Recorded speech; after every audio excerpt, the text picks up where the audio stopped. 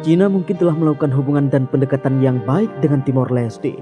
Cina merupakan negara pertama yang secara resmi menjalin hubungan diplomatik segera setelah negara kecil tersebut merdeka. Cina secara resmi menjalin hubungan dengan Timor Leste pada tahun 2002 selama bertahun-tahun. Cina juga mendanai pembangunan sejumlah bangunan di Timor Leste, termasuk Istana Kepresidenan, Kementerian Luar Negeri, dan markas perumahan militer sambil membangun hubungan militer ke militer. Dengan segera bentuk niat baik yang diberikan Cina, Timor Leste kemudian membalas Cina dengan memberikan dukungan penuh. Pada tahun 2014, Timor Leste menyatakan menentang segala bentuk kemerdekaan Taiwan dan tidak menjalin hubungan resmi apapun dengan Taiwan. Sementara itu, Cina tentu saja memiliki niat lain di balik kedekatannya dengan Timor Leste.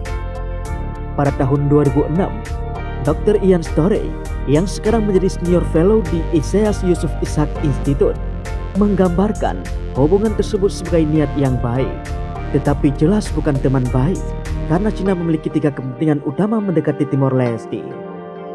Pertama, untuk memperluas pengaruhnya di kawasan Asia Tenggara, untuk membatasi ruang internasional Taiwan dan untuk mendapatkan akses ke negara itu, yaitu sumber daya alam.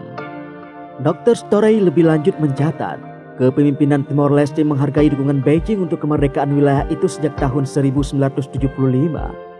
Meskipun ini tidak sama dengan Cina yang menempati posisi istimewa dalam kebijakan luar negeri negara itu. Analisis itu masih berlaku sampai sekarang. Sementara Cina melanjutkan pendekatan untuk membangun ikatan yang erat melalui sikap murah hati, Timor Leste berusaha untuk membangun identitasnya melalui Perhimpunan Bangsa-Bangsa Asia Tenggara dan komunitas negara-negara berbahasa Portugis. Cina memiliki kapasitas untuk memainkan peran penting dalam kesenjangan infrastruktur yang signifikan di Timor Leste, menyediakan pendanaan dan investasi yang sangat dibutuhkan melalui Belt and Road Initiative atau BRI. Timor Leste adalah kandidat yang tidak mungkin untuk BRI, mengingat posisi geografisnya di selatan jalur laut utama yang dicakup oleh inisiatif tersebut. Dili, bagaimanapun, kesepakatan tentang kerjasama Belt and Road Initiative yang telah memenuhi syarat negara untuk menjadi bagian dari inisiatif itu. Tidak jelas berapa banyak yang telah diinvestasikan Cina di Timor Leste, tetapi tampaknya Beijing akan bersedia memainkan peran penting dalam proyek Tasimane. Sementara tokoh di balik proyek tersebut membantah laporan sebelumnya bahwa mereka akan mengambil pinjaman 16 miliar dolar dari Cina pada Juni 2019. Tokoh senior di pemerintahan sejak itu tampaknya mendukung Cina sebagai sumber utama investasi. Berbicara kepada Sydney Morning Herald, mantan Perdana Menteri Timor Leste Mari Alkatiri mengatakan bahwa mengejar proyek Tasimane akan terlalu beresiko tanpa sumber investasi dari mitra seperti di Cina. Meskipun ia juga menekankan perlunya sumber berbagai dari mitra investasi.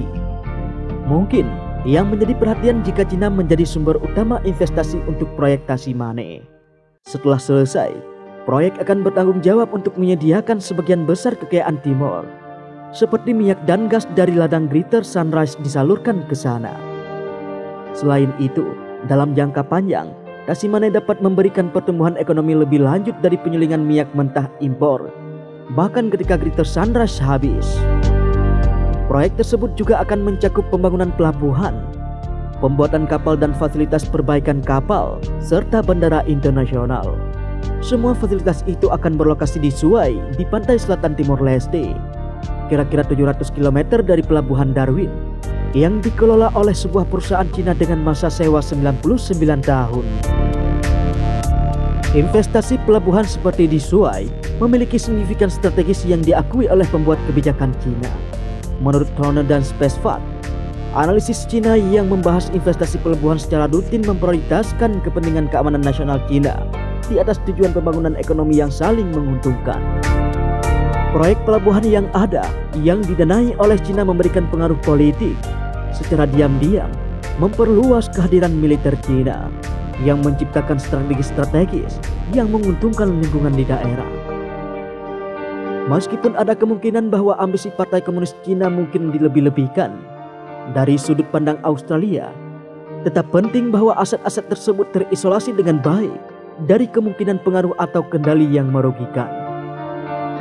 mengingat bahwa proyek tersebut didorong oleh sentimen nasional yang kuat dan ditujukan untuk mengurangi ketergantungan ekonomi pada negara lain. Pemerintah Timor Leste melepaskan kendali atas aset-aset tersebut. Dalam menandatangani kesepakatan tampaknya merupakan skenario yang tidak mungkin.